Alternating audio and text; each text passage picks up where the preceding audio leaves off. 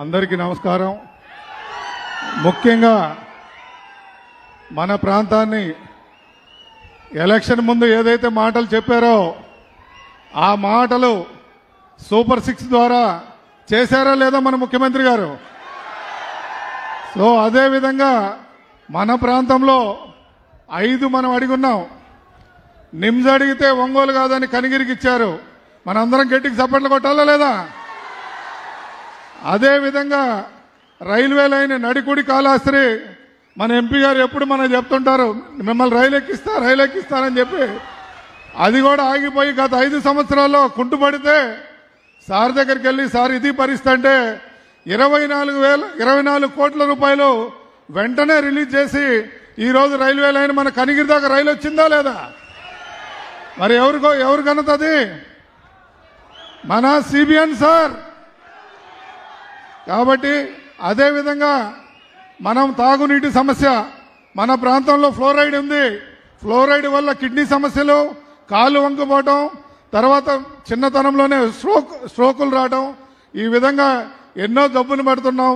మన ప్రాంతాన్ని చేయమని చెప్పి అడిగితే ఆల్రెడీ కనిగిరికి 173 కోట్ల రూపాయలు 10,000 ఇంటికి కొలాయి కనెక్షన్లు ఇవ్వడానికి టెండర్లు కూడా పిలిచి ఈరోజు అయిపోవడం జరిగింది. మరి అదేవిధంగా మన రూరల్ గ్రామాలకైతే జలజీవన్ మిషన్ ద్వారా ఇటీవల మన ఉప ముఖ్యమంత్రి వారి చేతుల మీదుగా మనం ప్రారంభించుకోవడం జరిగింది.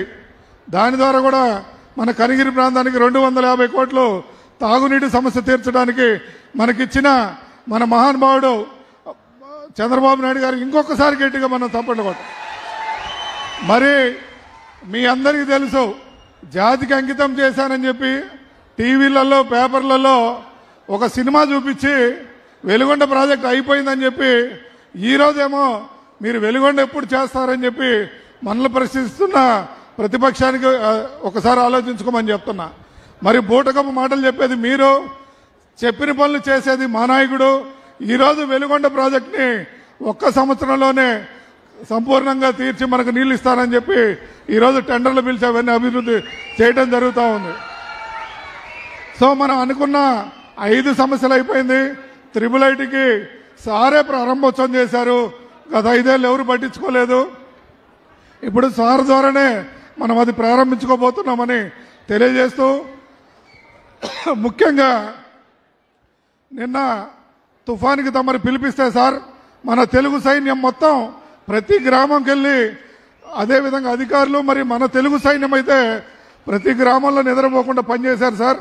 ఇక్కడ ఒక్క దూడ సరిపోయింది గోడపడి తప్ప అన్ని చెరువులు జలకలతో నిండినాయి సార్. కొంత మిగతా చోట్ల డ్యామేజ్ జరిగినా మా దగ్గర ఉన్న 17 చెరువులలో ఫుల్ చెరువులు నిండి చక్కగా మా రైతులంతా ఆనందంగా ఉన్నారు సార్. మీరు వచ్చిన తర్వాత మా ప్రాంతంలో రిలయన్స్ బయోగ్యాస్ యూనిట్, రిలయన్స్ మన చిన్నబాబు ఏం చేశాడు, మా అన్న లోకేష్ అన్న ఏం చేశాడు, పాదయాత్రలో చూసి యువగలం అప్పుడు ఈ ప్రాంతాన్ని సందర్శించి ఇదేందన్నా ఇంత దరిద్రంగా ఉంది, ఈ చిల్ల చెట్లు ఏంది, ఈ పరిస్థితి ఏందని గమనించి ఎక్కడికో పోవాల్సిన రిలయన్స్ యూనిట్ని మన కనిగిరి ప్రాంతానికి తీసుకొచ్చి ఈరోజు పని జరుగుతుందా లేదా? మరి అతి త్వరలో ఈ ప్రాంతంలో రైతుకు కూడా భూమికి 31,000 కౌలు ఇచ్చి, సొంత భూములకి అసెంట్ ల్యాండ్లు అయితే 15,000 ఇచ్చి రిలయన్స్ ద్వారా మనమందరం మన భూములు 1000 కూడా ఇవ్వని కౌలు రాని భూములన్నీ కూడా మనకు ఇవ్వటం జరిగిందంటే ఆ ఘనత మన నాయకుడు, దూరదృష్టి కలిగిన వ్యక్తి.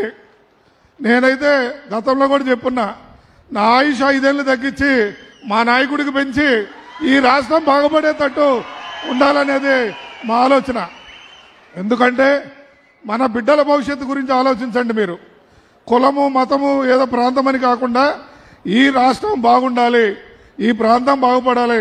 74-75 సంవత్సరాల్లో మీరు చూశారు, ఉదయం ఏమో ఢిల్లీలో ఉంటారు, మధ్యాహ్నం ఏమో హైదరాబాద్లో ఉంటారు, సాయంకాలం విజయవాడ, మళ్ళీ సంకో రోజు కనిగిరిలో.